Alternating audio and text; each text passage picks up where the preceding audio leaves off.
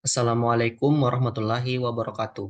Perkenalkan, saya M. Razikarar Feruzabadi dengan NIM H05120170 akan mempresentasikan proposal penelitian saya dengan judul Pemodelan Regresi Kuantil dengan Estimator Spline Kubik Multivariat pada data pasien penderita demam berdarah dengue. Adapun pembimbing utama saya adalah Ibu Dr. Anna Islamiati, SSI, MSI.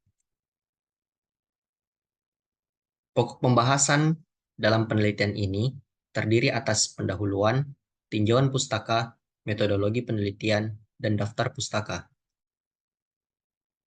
Pokok pembahasan pertama yaitu pendahuluan.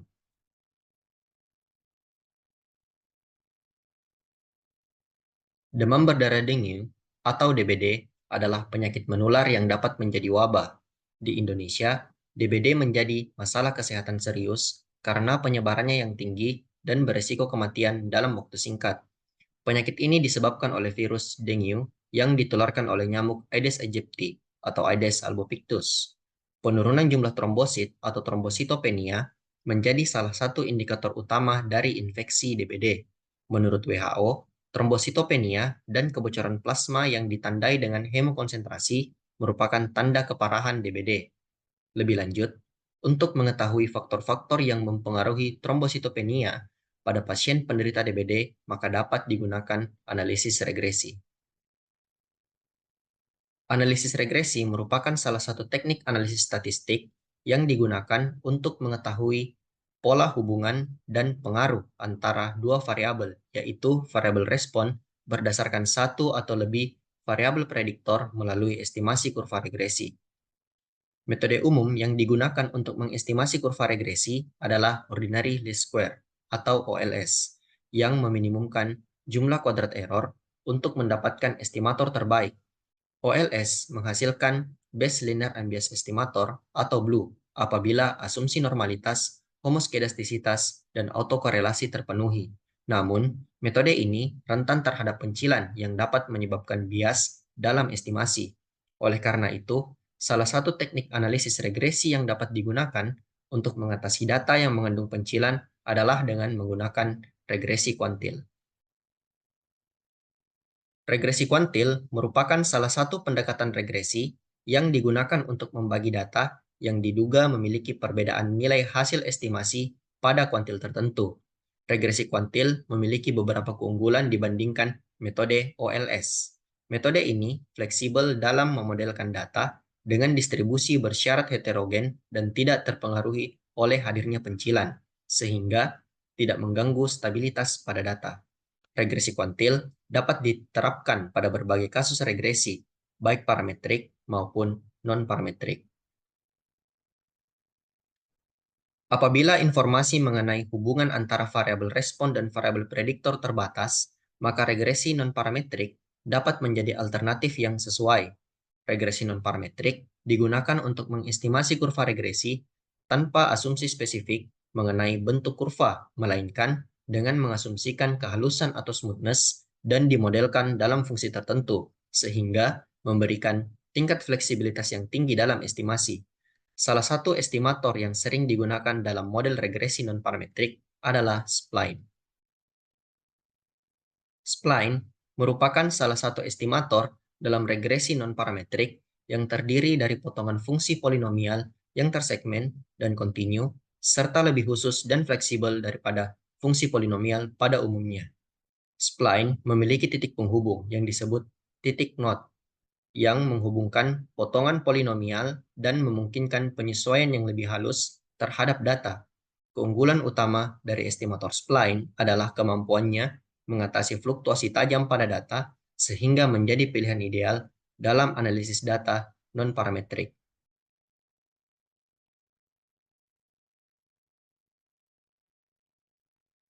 Penelitian mengenai spline telah dikembangkan dalam konteks regresi kuantil.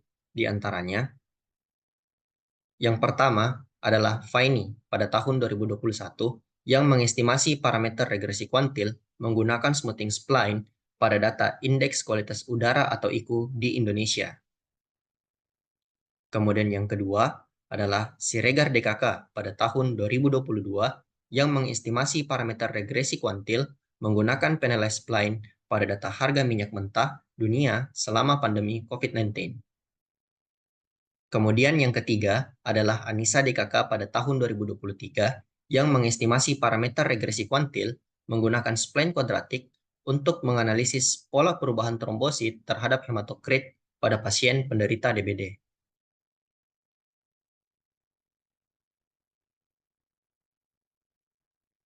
Penelitian-penelitian sebelumnya tidak mempertimbangkan penggunaan lebih dari satu variabel prediktor untuk menjelaskan variabel respon dan hanya mengeksplorasi model dengan memperhatikan pola linear dan kuadratik. Oleh karena itu, penelitian ini akan mengkaji penggunaan regresi kuantil spline dalam bentuk multivariat dengan melibatkan beberapa variabel prediktor serta mempertimbangkan penggunaan spline dengan memperhatikan pola yang lebih kompleks, khususnya pola kubik. Penggunaan spline dengan pola yang lebih kompleks dapat meningkatkan fleksibilitas model, memungkinkan penyesuaian yang lebih baik terhadap pola kompleks dan perubahan tajam dalam data, serta menghasilkan kurva yang lebih halus dan akurat. Berdasarkan latar belakang yang telah diuraikan, maka rumusan masalah dalam penelitian ini adalah yang pertama, bagaimana hasil estimasi model regresi kuantil dengan estimator spline kubik multivariat. Dan yang kedua, bagaimana pemodelan data kadar trombosit pada pasien penderita DBD menggunakan regresi kuantil dengan estimator spline kubik multivariat.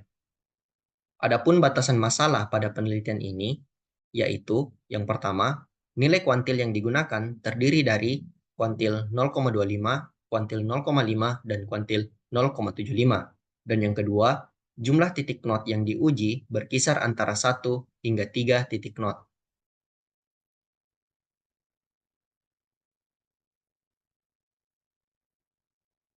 Tujuan yang ingin dicapai dalam penelitian ini yaitu yang pertama, memperoleh hasil estimasi model regresi kuantil dengan estimator spline kubik multivariat.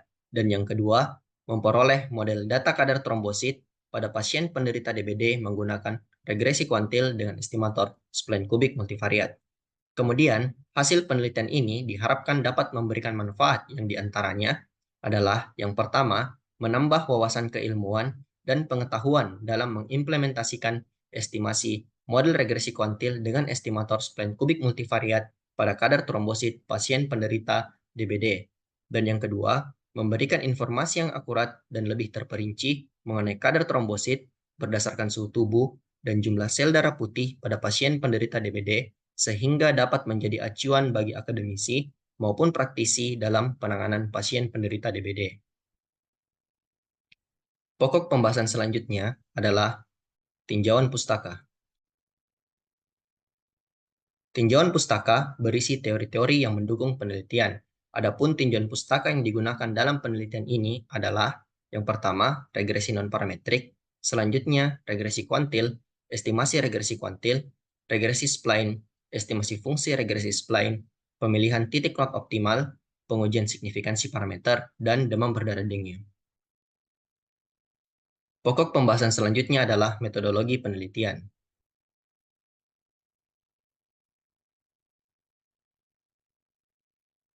Yang pertama, sumber data. Penelitian ini menggunakan data sekunder yang diperoleh dari hasil rekam medis pasien penderita DBD di Rumah Sakit Pendidikan Unhas selama tahun 2013 hingga tahun 2017. Adapun variabel dalam penelitian ini terdiri atas variabel respon dan variabel prediktor, yang di mana variabel respon yang digunakan adalah kadar trombosit pasien penderita DBD, sedangkan untuk variabel prediktor di antaranya adalah suhu tubuh dan sel darah putih pasien penderita DBD. Tahapan-tahapan analisis yang digunakan dalam penelitian ini dapat dilihat melalui diagram alir yang terlihat pada layar.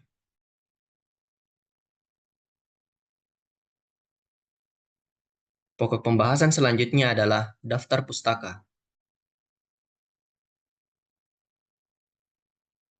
Berikut adalah referensi-referensi yang digunakan dalam penelitian kali ini.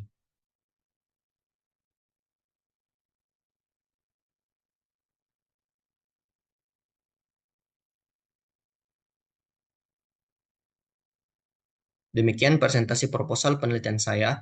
Lebih dan kurangnya mohon dimaafkan. Sekian dan terima kasih. Wassalamualaikum warahmatullahi wabarakatuh.